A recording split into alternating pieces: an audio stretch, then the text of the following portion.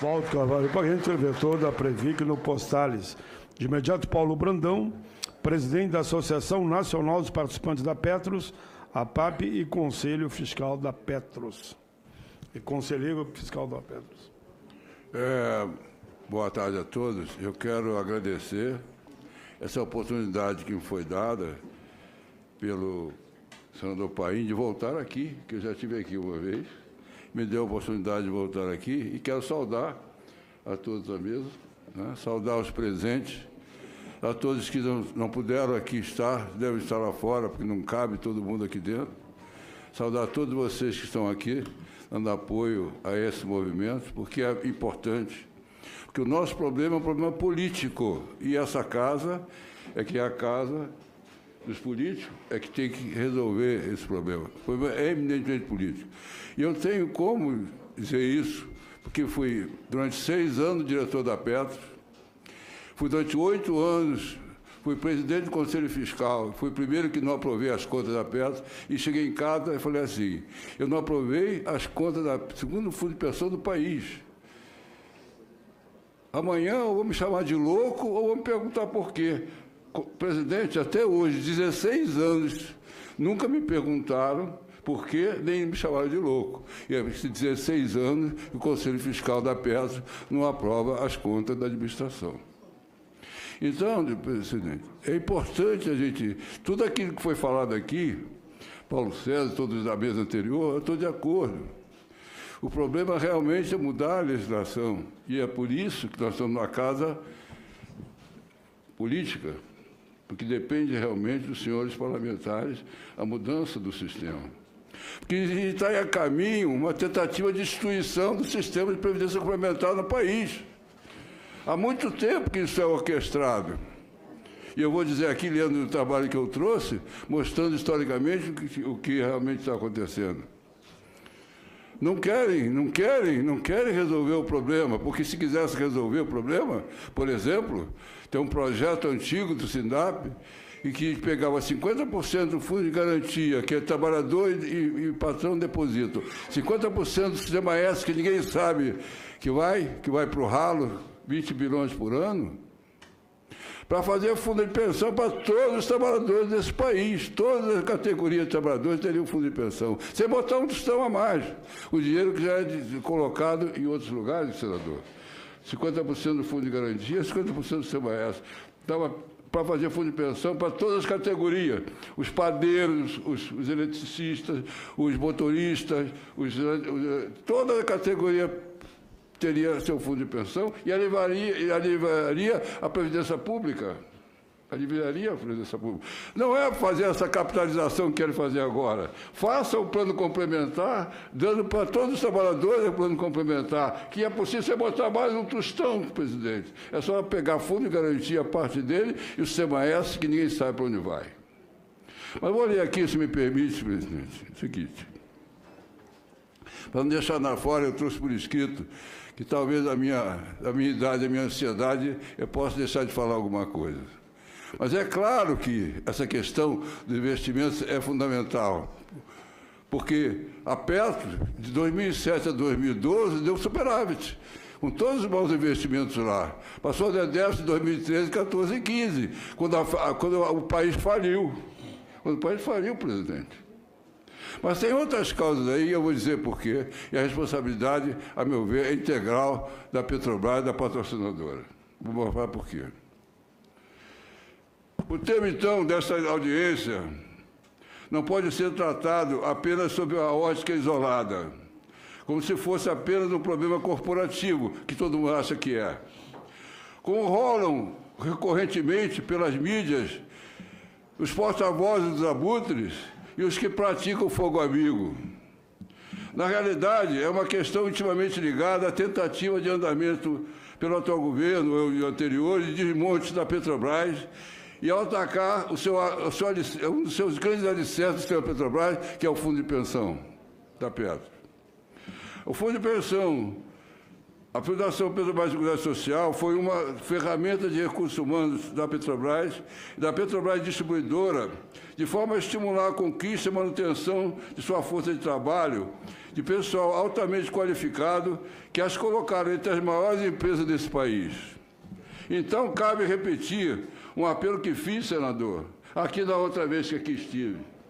Naquela vez que aqui estive, eu disse que pedia aos senadores e deputados presentes, suas excelências, que levassem para as tribunas do Senado e da Câmara o que aqui é tratado, que não adianta simplesmente a audiência pública e daqui terminou a audiência pública, nada é feito. Se os senhores parlamentares não derem continuidade, como fez a senadora ali anteriormente, disse que vai promover uma reunião chamando o presidente da Casa, o presidente da Petrobras, que está querendo vender a Petrobras Distribuidora, por exemplo, que dá lucro, que é o sistema que sustenta a empresa, que faz com que evite porque se não for assim a Petrobras Distribuidora, as outras distribuidoras vão querer comprar o preço que elas quiserem. Senão elas vão dizer, eu vou importar o produto, você fica com os seus refinados dentro dos seus tanques, eu vou importar o produto. Tem que ter a Petrobras Distribuidora para garantir realmente aí outras coisas. Então, senador, isso é estratégico. E querem destruir o sistema. Então, senador, eu faço esse apelo, não basta só essa audiência pública, tem os senhores senadores e deputados levarem para a tribuna da Câmara e do Senado essas questões aqui. Tem que fazer com que todos os parlamentares entendam a gravidade do problema. É grave, é um problema nacional. O que acontece com a Petro tem origem dos descumprimentos pelas diversas diretorias da Petrobras e da Petro do sistema básico do direito pátrio, que é da garantia dos contratos. Senador, os grandes problemas da Petro são basicamente a culpa da não garantia dos contratos, não cumprimento dos contratos. Se isso se fizer, eu vou provar por quê, os débitos da Petro talvez não investissem ou fossem tolerados. Isso porque a origem e continuidade da existência de déficits técnicos do plano Petro da Petrobras é justamente o descumprimento do contrato pela Petrobras, hoje sua principal patrocinadora, sua patrocinadora mantenedora quando da sua fundação e patrocinadora instituidora pela Lei 6435. Ela era responsável pela administração. A Petrobras é a principal responsável pela administração do patrimônio coletivo de propriedade dos trabalhadores petroleiros e petroquímicos, tanto dos que ainda estão na atividade, quanto aqueles que aposentaram e de seus dependentes.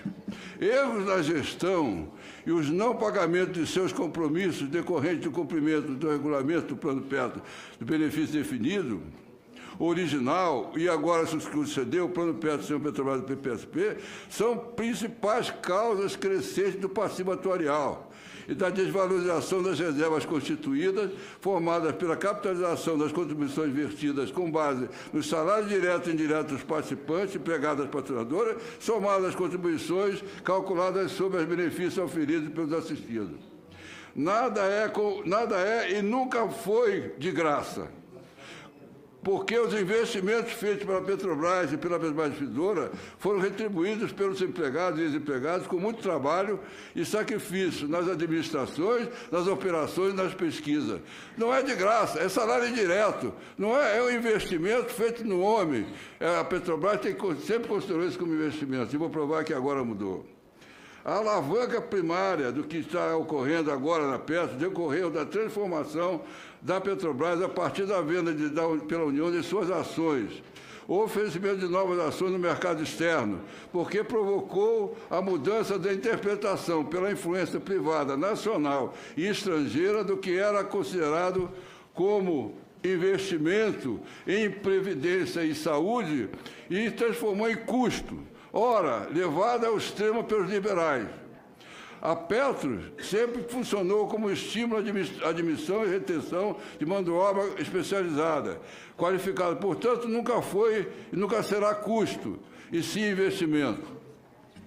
Essa transformação, considerando a contribuição das companhias para a assistência multidisciplinar de saúde, a AMS, e para a Petro, estão como custo e não como investimento, passou a significar para o investidor, equivocadamente, a redução de seu lucro, um único objetivo para investidores sem nacionalidade e patriotismo.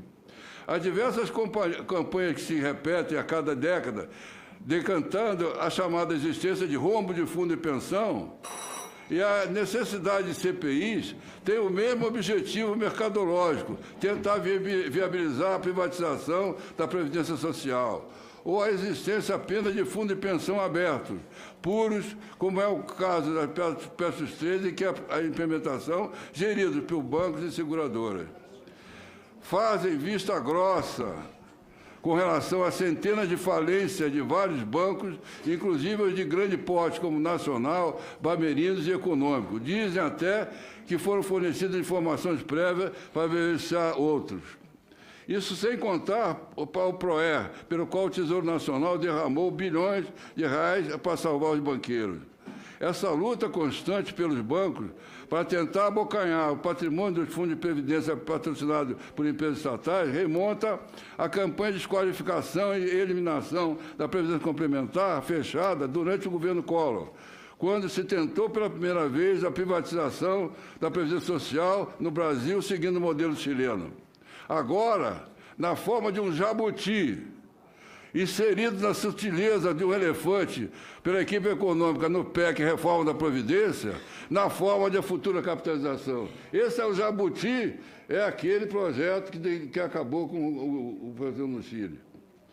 A emenda constitucional número 20, que inseriu o artigo 202 da Constituição Federal, a Previdência Complementar, previa paridade na gestão das entidades existentes a serem criadas. Entretanto, as leis complementares 108 e 109 mantiveram o controle de fundo de pensão patrocinado por empresas estatais com o governo patronal.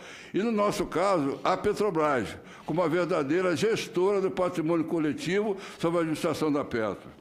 Como contrapartida, a fiscalização ficou com participantes assistidos no Conselho Fiscal, uma ilusão. Por que ilusão? Porém, de forma inviável. Isso porque sem poderes para aprovar ou desaprovar as contas apresentadas pela administração da Petro. Destaca-se que os trabalhadores, por seus representantes, os conselheiros eleitos, tanto no Conselho Deliberativo como no Conselho Fiscal, não recomendaram e não aprovaram por 16 anos, de 2003 a 2018, a aprovação das contas e a gestão executada pelas diversas diretorias da Petro, dominadas pela Petrobras. Entretanto, com as autoridades silenes, sim, o senhor companheiro da Previc, as autoridades silenes, a Petrobras as aprova sem indicação, por indicação do Conselho Deliberativo, inclusive usando o voto de desempate do presidente do colegiado, que ela indica com base na legislação que lhe confere a gestão, a fiscalização. Esta enquanto patrocinadora, porque ela, enquanto patrocinadora, a lei diz que ela também deve fiscalizar. Ora, isso é um conflito de interesses. Como é que ela comanda a fundação, manda na fundação, elege a diretoria, faz a orientação dos investimentos e ela vai fiscalizar? Isso é um conflito de interesse clássico, que tem que acabar. E a legislação, senador, tem que acabar com isso. Entretanto, com as autoridades silências, já repeti, os conselheiros fiscais, apesar dessa questão apuradas por auditoria independente, das causas de 70 maus investimentos realizados pela direção da Petro, por unanimidade dos seus representantes, dos participantes patrocinadora, encaminhou denúncia, presidente. O Conselho Fiscal apurou os 70 maus investimentos através de uma auditoria independente e mandou denúncia para a Previc, para o Ministério Público e para a CVM, e nada até hoje foi feito. É preciso ficar registrado isso. O Conselho Fiscal não aprova as contas, faz a denúncia, apura as causas de 70 maus investimentos, as causas dos responsáveis, nomina os responsáveis, manda para a Previc, manda para o Ministério Público e para a CVM e a apuração. Está no que já foi dito aqui por essa mesa aqui. Mas não é por causa disso que a grande causa dos investimentos na Petro, porque não foi realmente, como foi dito aqui pelo Paulo César e outros, o problema da Petro é um problema eminentemente estrutural, tá certo? E por má gestão. E a gestão feita pela Petrobras.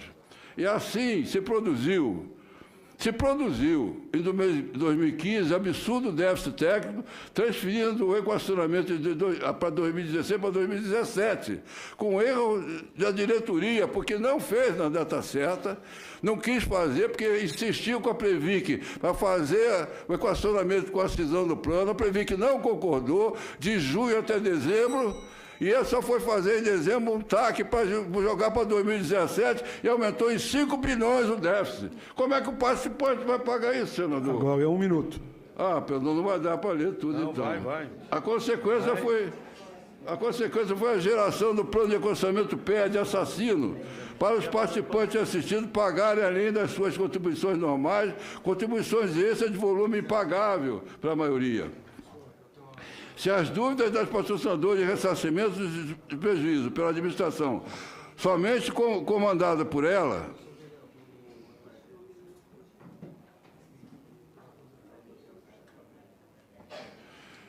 senhor presidente... Eu vou te dar mais tempo, até porque o teu companheiro aqui, o Felipe Brito, você pode dar 5 minutos meus para ele. Olha só a cortesia. Muito obrigado. É que o vereador... É o vereador municipal de Macaé, Rio de Janeiro, e aqui está o telefone para contato dele, enfim, ele deixou uma contribuição aqui na mesa que a gente vai dar o devido encaminhamento.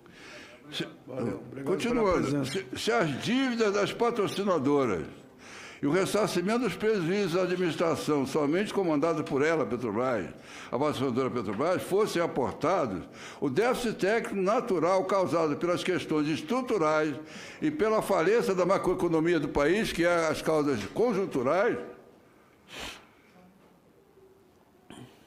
não ultrapassaria, ou ultrapassaria em poucos limites tolerados pela norma vigente, o que demandaria um equacionamento que seria perfeitamente suportável por participantes. Quer dizer, se a Petrobras pagasse as suas dívidas e se que fossem feitos de acordo,